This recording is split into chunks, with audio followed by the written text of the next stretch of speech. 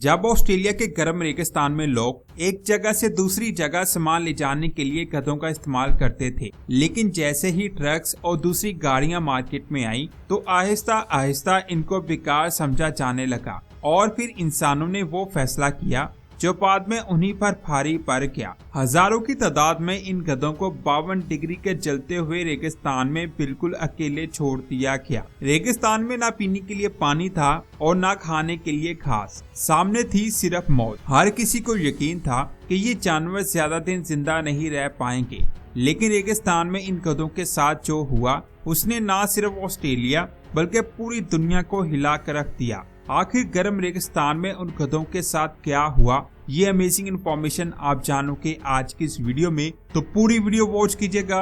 और आप देख रहे हैं स्पेस वर्ल्ड। 1866 में ब्रिटिश एम्पायर ऑस्ट्रेलिया को एक्सप्लोर कर रहा था। तब ऑस्ट्रेलिया का एक रेगिस्तानी इलाका जिसका नाम आउटबैक है, जिसका टेम्परेचर 45 डिग्री से ऊपर चला जाता है, उस वक्त उस एरिया में ना सड़कें थी और ना रेलवे ट्रैक्स, जिसकी वजह से सामान को एक जगह से दूसरी जगह ले जाना बहुत ज्यादा मुश्किल था। शुरू में घोड़ों का इस्तेमाल किया गया, लेकिन ऑस्ट्रेलिया में ज्यादातर जहरीले पौधे हैं जिनको खाकर घोड़े मरने लगे। ये मसला ऑस्ट्रेलिया के लोगों के लिए बहुत ज्यादा बढ़ चुका था, इसीलिए उन्होंने गधों को ऑस्ट्रेलिया लाने का सोचा, क्योंकि डोंकी कम पानी पीकर गर्म रेगिस्तान में दूर तक सफर कर सकते हैं। ये जहरीले पौधों को भी खा जाता है और ये घोड़ों से ज्यादा सामान उठा सकते हैं। इसीलिए ब्रिटिश लोगों ने बहरी जहाजों से मिस्र, इंडिया और अफ्रीका से हजारों की तादाद में गधों को ऑस्ट्रेलिया लेकर आए। इनके आने से ऑस्ट्रेलिया के लोगों की जिंदगी बहुत ज्यादा आसान हो गई,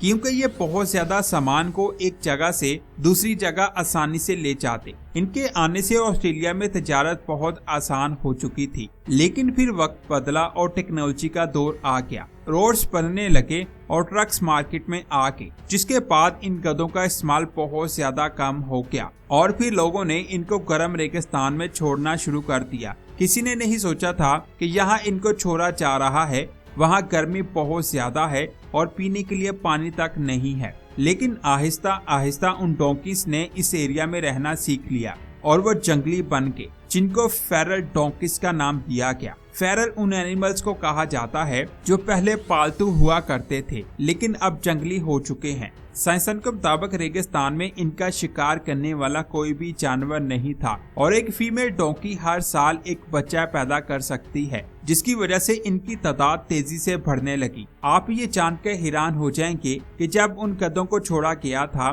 तब उनकी तादाद कुछ हजार थी, लेकिन 10 सालों बाद इनकी तादाद 50 लाख हो गई और ये ऑस्ट्रेलिया में हर जगह घूमने लगे। शुरू में लोगों ने इनको सीरियस नहीं लिया, लेकिन कुछ टाइम बाद ऑस्ट्रेलिया के लिए ये एक सीरियस प्रॉब्लम बन गई। जब लाखों गधे एक जगह से गुजरते तो उनके सख्त खौर की वजह से जरखेज जमीन उखड़ जाती। ये अनाज, चारागाह और दरख्तों को बर्बाद कर रहे थे। ये रेगिस्तान में मौजूद चश्मों का सारा पानी पी जाते और जो पानी बच जाता उसमें यूरिन करके उसे गंदा कर देते। साथ ही ये हर तरह की घास और झाड़ियों को खा रहे थे, जिससे बाकी जानवर भूख और प्यास से मरने लगे। कुछ सालों में इनके सख्त खौरों की वजह से इस शहर की जमीन उखड़ चुकी थी, हवा में धूल फैल चुकी थी और हर तरफ इनकी ही आवाजें सुनाई देने लगी और इनकी तादाद हर साल तेजी से बढ़ती जा रही थी। इन सब चीजों को देखते हुए 1950 में डोंकीज को खतरनाक जानवर करार दे दिया गया और फिर इसी साल ऑस्ट्रेलिया की फौज और बायो सिक्योरिटी एजेंसियों ने एरियल किलिंग करने का फैसला किया, यानी अब डायरेक्ट डोंकीज को मारना था। इसके लिए हेलीकॉप्टर का इस्तेमाल किया गया। हेलीकॉप्टर डोंकीज के ग्रुप को तलाश करता और फिर उनको गोलियों से मार देते। पहले फेज में 55,000 डोंकीज को मारा गया, लेकिन फेज 2 में एरियल किलिंग काम नहीं कर पा रही थी, क्योंकि डोंकीज इतने बड़े एरिया में फैल चुके थे कि उनको ग्रुप्स में ढूंढ पाना बहुत ज्यादा मुश्किल हो चुका था। कहीं एक गधा नजर आता और कहीं दो, जिसकी वजह से टाइम और पैसा दोनों जाया हो रहा था। इस मसले को हल करने के लिए वो एक डोंकी के गले में GPS डालकर उसे छोड़ देते, जिसके बाद वो उसका पीछा करते। गधे हमेशा ग्रुप की तलाश में रहते हैं। कुछ दिनों में ट्रैक किया गया गधा अपने किसी ग्रुप तक पहुंच जाता जिसके बाद फौजी हेलीकॉप्टर में वहां पहुंचकर उनको गोलियों से मार देते। इस टेक्निक से कुछ ही टाइम में ऑस्ट्रेलिया ने लाखों गधों को मार दिया था, लेकिन इससे कुछ खास फर्क नहीं पड़ा क्योंकि कुछ सालों में उनकी तादाद फिर से बढ़ने लग जाती। गधों को मारने के बाद साइंसदानों ने नोटिस किया कि जिन एरियाज में गधों को पूरी तरह से खत्म कर दिया गया वहां पर जमीन सूख रही है। वो हैरान थे कि आखिर ऐसा क्यों हो रहा है। जिसके बाद उन्होंने गधों पर नजर रखी तो उन्हें पता चला कि गधे की सूंघने की सलाहियत बहुत ज्यादा अच्छी है। वो जमीन के नीचे मौजूद पानी को सूंघ सकता है।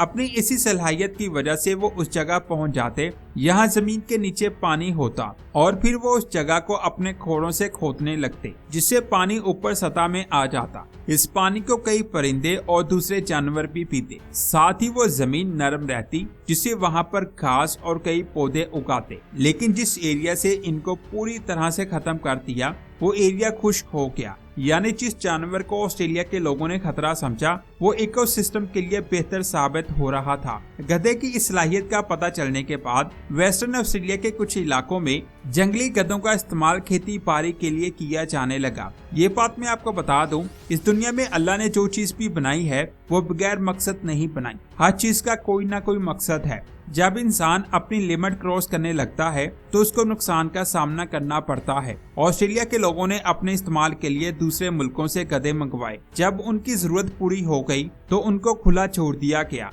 और जब उनकी तादाद बढ़ गई तो उनको सही जगह इस्तेमाल करने की बजाय उनको मारना शुरू कर दिया। डोंकीज किलिंग की खबरें पूरी दुनिया में फैल चुकी थीं, तो लोगों ने इनके खिलाफ आवाज उठाई। इस तस्वीर को देख। इस तस्वीर में एक गधा मरने से पहले अपने बच्चे के साथ घूम रहा था। ये तस्वीर ऑस्ट्रेलिया में बहुत ज्यादा वायरल हो गई, जिसके बाद गवर्नमेंट ने किलिंग प्रोजेक्ट को खत्म करके एक नया प्रोजेक्ट शुरू किया, जिसका मकसद था गधों को सेव करके उनका सही इस्तेमाल करना। कुछ टाइम के बाद ऑस्ट्रेलिया का एक हिस्सा जिसका टेम्परेचर 52 डिग्री तक पहुंच गया था। इतने ज्यादा टेम्परेचर की वजह से एक गांव जिसका नाम किम्बरेली है, उसके किसानों ने कुछ गधों को एक पुराने कुएं के पास छोड़ दिया।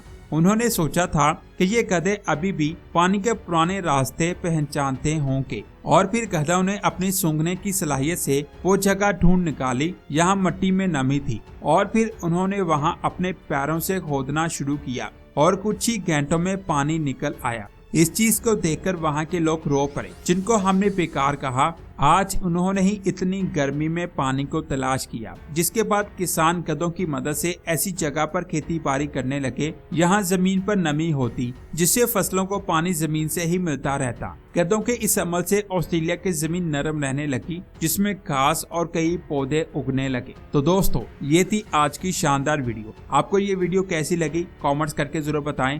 इस वीडियो को लाइक और शेयर लाजमी करें और हमारे चैनल को भी सब्सक्राइब करें, क्योंकि आप सब्सक्राइब करते हैं तो हमें हौसला मिलता है। मिलते हैं एक और शानदार वीडियो में। अपना बहुत सारा ख्याल रखें। अल्लाह हाफिज।